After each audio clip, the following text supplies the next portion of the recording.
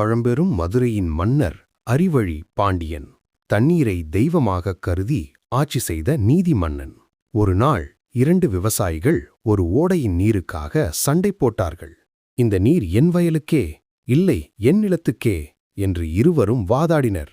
அந்த செய்தி மன்னரிடம் சென்றதும் அவர் தாமாகவே கிராமத்துக்கு வந்து நிலையை பார்த்தார். மன்னர் அமைதியாக ஓடையின் நடுவில் ஒரு கல்லை போட்டார்.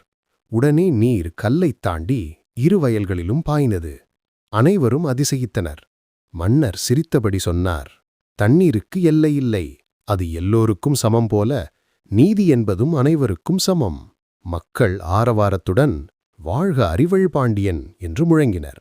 அந்த நாள் முதல் அந்த ஓடை நீதி ஓடை என்று அழைக்கப்பட்டது. நீர்போல் பாய்ந்த நீதி தமிழரசரின் புகழாக மாறியது. இந்த கதை உங்களுக்கு பிடிச்சிருந்தா லைக் பண்ணுங்க, நம்ம சேனலை சப்ஸ்கிரைப் பண்ணுங்க. இன்னும் பல தமிழரசர் கதைகள் கேட்கணும்னா கமெண்ட் பண்ணுங்க.